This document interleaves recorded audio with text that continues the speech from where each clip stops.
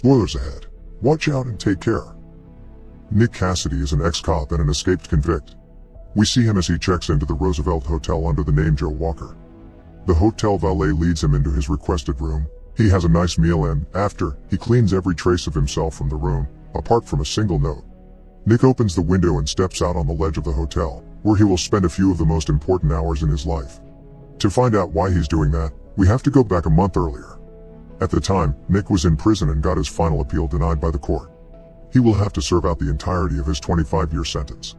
His ex-partner Mike Ackerman comes to visit him in prison to tell him that his father is dying. He promises to get him a day outside so he can see him. However, Nick only gets to go to his funeral. Mike and his fiancée express their condolences to both Nick and his brother Joey. His brother's girlfriend Angie leaves them a moment to talk in private. The brothers get into an argument and break into a fight that quickly gets split up by Nick's guards, giving Nick ample opportunity to steal one of their guns. Once armed, he makes Joey unlock his cuffs, impairs the prison guard's vehicle, and escapes in his brother's car.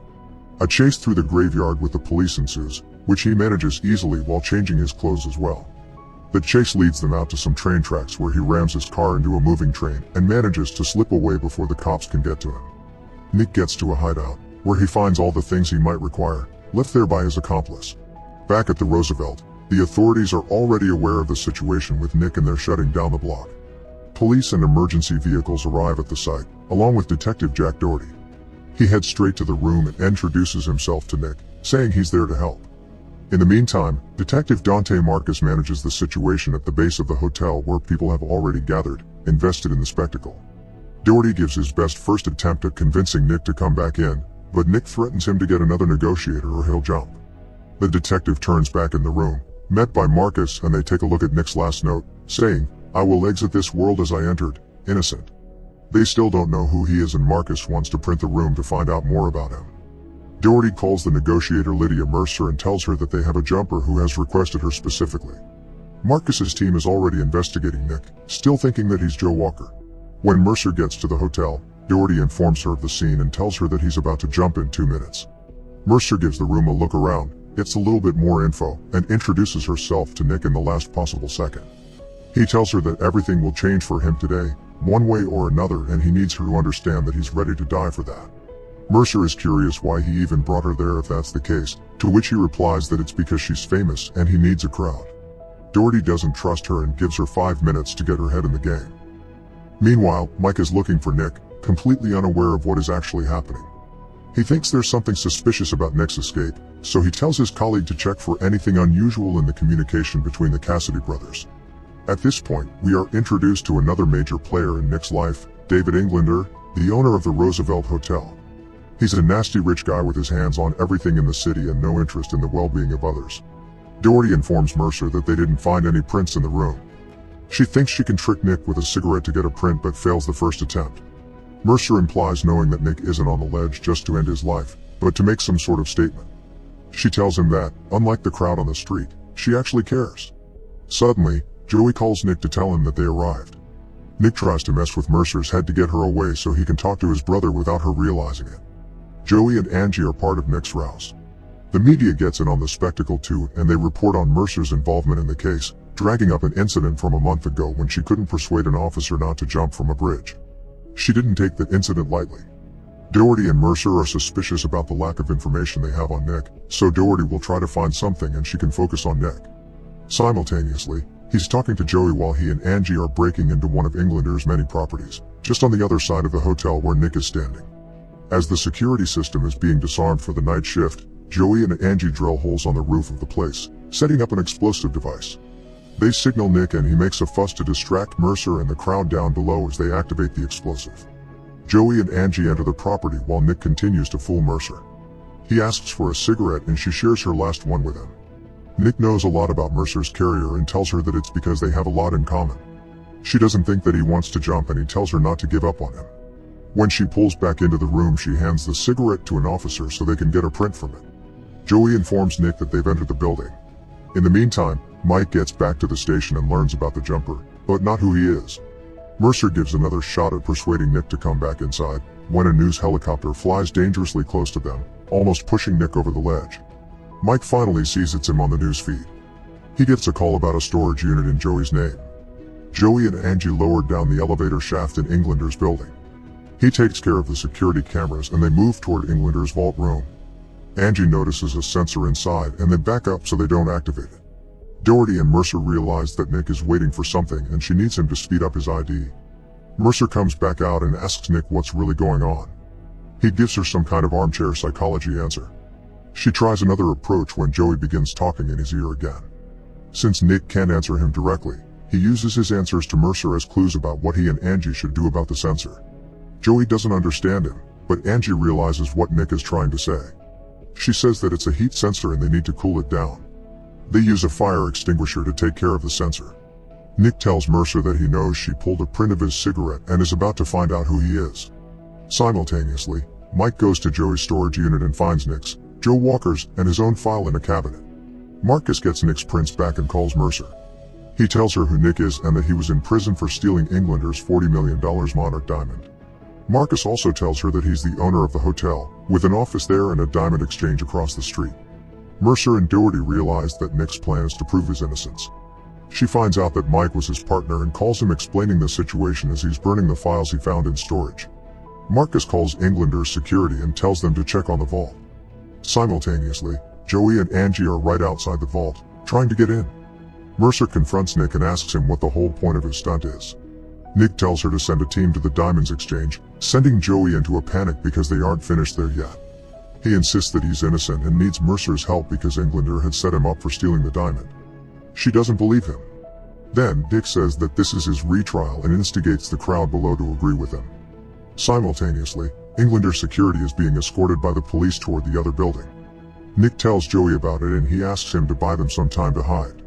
Suddenly, Nick begins throwing money off the ledge, and the crowd flocks the street, blocking the way for the police and the security to get to the entrance of the exchange. Angie sets up a camera to get the passcode when the security guy enters it, while Joey finds them a hiding spot. The security and the police officers get inside the building and come up, just as Angie and Joey get inside the hiding spot. Simultaneously, Marcus talks to Englander about Nick. Englander is pissed about the situation and that it's not a coincidence that Nick chose the same day as his major press conference about a new building property to perform his stunt. Marcus says that he shouldn't worry, but gets threatened that his life would be ruined if he doesn't fix the situation. Back at the exchange, the security guard takes the police inside the vault room, entering the code. He explains all the security measures to the officers, which are enough to convince them that no one can break in. Then he informs Marcus about it. Marcus goes to the hotel room and gives Mercer 15 minutes to get Nick off the ledge or sending in the tactical team. Meanwhile, Mike is speeding toward the hotel. Joey and Angie get out of hiding and go back to the vault room. Mercer tells Nick that Tactical will come after him if he doesn't get down, so he tells her about what happened when the diamond was stolen. Apparently, the diamond was stolen by Englander's men, who jumped Nick when he was transporting it.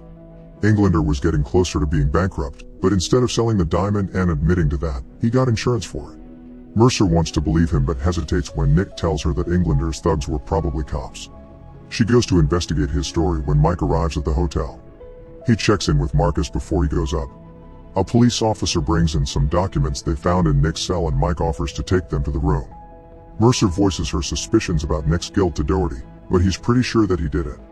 She asks Marcus about it too and tells him that Nick was cooperating with internal affairs about another case involving a cop called Joe Walker.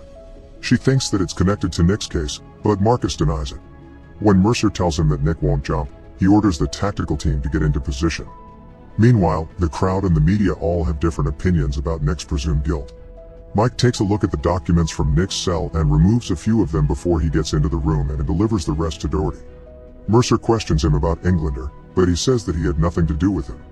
She's suspicious of Mike too and isn't letting him get near Nick even though he insists that they're friends. At the same time, Angie crawls through a vent to get into the vault room.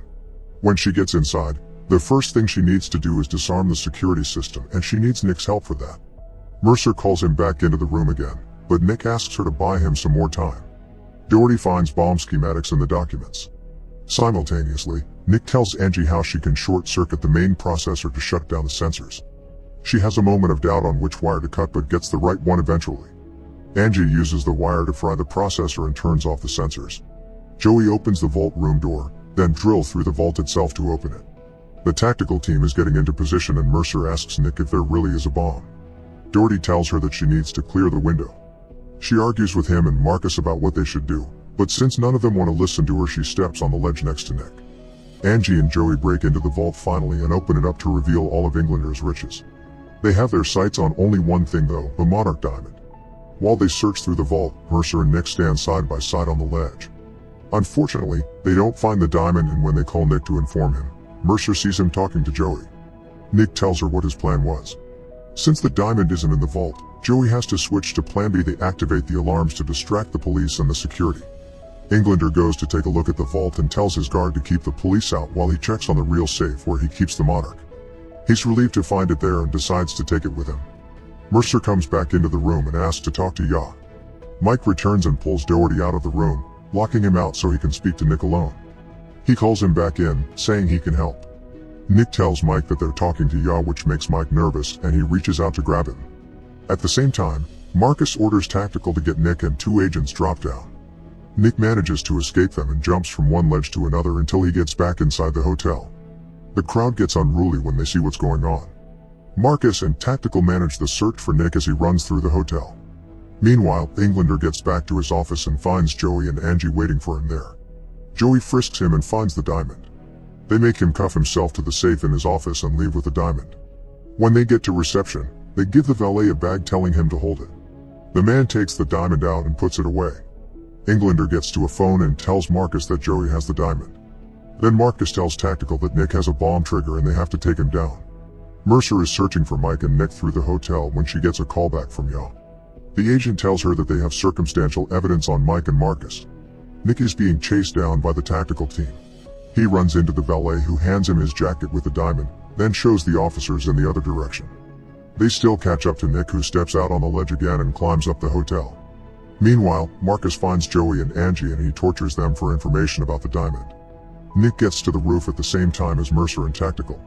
He gets on his knees when Marcus arrives and arrests Mercer for obstruction. Marcus orders the Tactical team to back down so he can remain alone with Nick. When they leave, Englander gets Joey up on the roof and threatens Nick that he'll kill Joey if he doesn't give him the diamond. Nick returns the diamond, but Englander still tells Marcus to kill them. Mercer gets out of her restraints and immediately heads back to the roof. Marcus tells Nick to jump off the roof or he'll throw his brother off. Suddenly, Mike shows up and shoots him down, but he gets shot too. He apologizes to Nick for setting him up as Marcus is ready to kill them both. Mercer arrives in time and kills him. Joey calls over to Nick that Englander is getting away. With nothing left to lose, Nick jumps off the roof and fortunately lands on the air mattress the police set up earlier. He runs after Englander and confronts him in front of the crowd. Nick runs over to him and knocks him down so he can get the diamond. Once it's in his hand, he shows it to the crowd, who cheer in his favor. Later, Mercer picks Nick up from prison and they go to a bar where everyone is happy to see him. His father, who was alive and helping him the entire time, is the happiest. In the final moments, Joey asks Angie to marry her with a ring he stole from Englander. Make sure to subscribe and turn on notifications so you can watch more videos like this. Thanks for watching.